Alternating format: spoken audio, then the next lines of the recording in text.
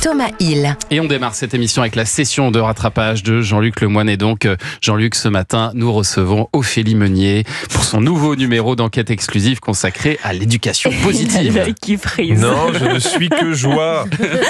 Vous le savez, je l'ai déjà dit ici, j'aime beaucoup Ophélie et sa voix suave. Elle peut dire n'importe quoi, ça me détend.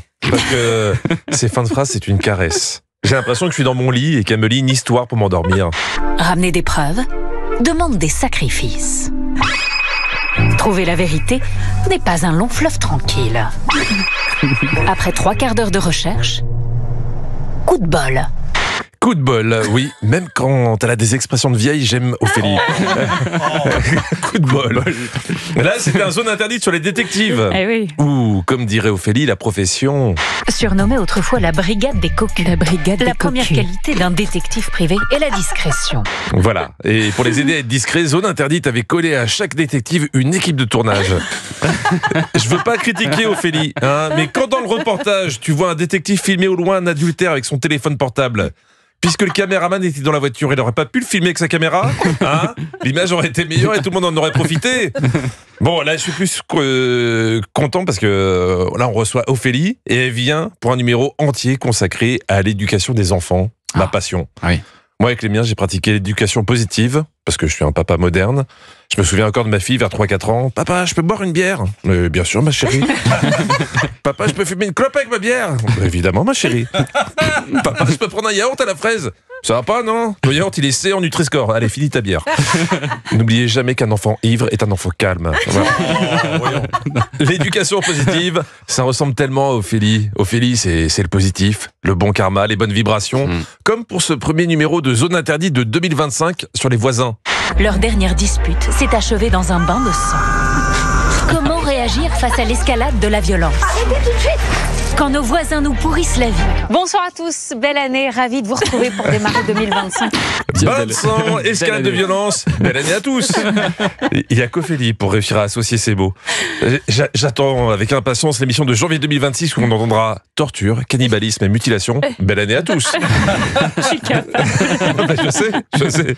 J'avais pas bien vécu cette émission sur les voisins, je vous le cache pas. Car en fait, je pensais qu'on était amis, vous et moi, Ophélie, et puis il y a eu ça.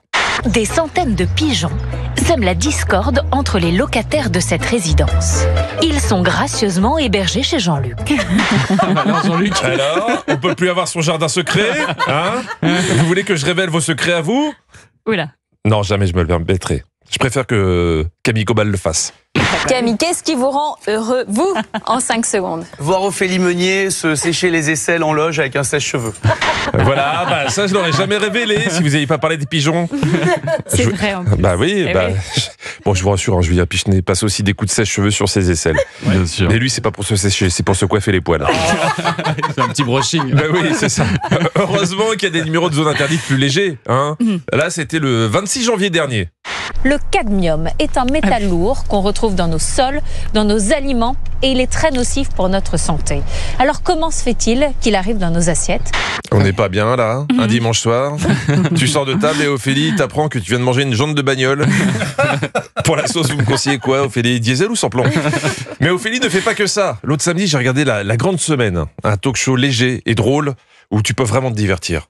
Un avion qui se retourne à Toronto la semaine dernière, un autre qui percute un hélicoptère à Washington. On s'est posé cette question, faut-il avoir peur de prendre l'avion ? Bah ça dépend. Si vous avez regardé la Grande Semaine, la réponse est oui. Hein. Ophélie, répondez-moi franchement, vous êtes sponsorisé par la SNCF. J'ai appris plein de choses sur Ophélie en préparant cette rubrique. Notamment qu'on avait eu exactement la même jeunesse. J'avais beaucoup de très bonnes notes et de très bonnes appréciations. J'ai eu mon bac S avec mention très bien. J'ai continué à faire du mannequinat toute mon adolescence. Voilà. À part Parce que j'ai dit ça. Moi. À part le mannequinat, la mention très bien et les bonnes notes, exactement le même parcours. Même. Vous avez une jeunesse difficile quand même. Hein. On dit parfois que les fées se penchent sur un berceau. Moi, quand je compare avec vous, j'ai l'impression que les fées qui se sont penchées sur mon berceau, c'était juste pour vomir après une soirée trop arrosée. Quel parcours, Ophélie! J'avais oublié comment vous aviez commencé en télé. Et là, vous n'êtes pas prêt. C'était l'école des fans avec Jacques Martin. L'invité, c'était Julio Iglesias, à 4 ans, 4 ans et demi. Essaye de m'inventer encore un peu de toi. Vous vous rendez compte de ce que ça veut dire ? Ça veut dire qu'il y a des fans de Julio Iglesias de 4 ans et demi. C'est pas évident, hein. Un enfant de 4 ans et demi qui chante « Essaie de m'apporter encore un peu de toi, viens m'embrasser ». Bon, pour tout ce bon parcours, bravo Ophélie. Et bravo Jean-Luc Lemoyne. Merci Jean-Luc. C'était quoi la chanson avec Julio Iglesias? Viens m'embrasser. Viens m'embrasser. Ouais. Merci.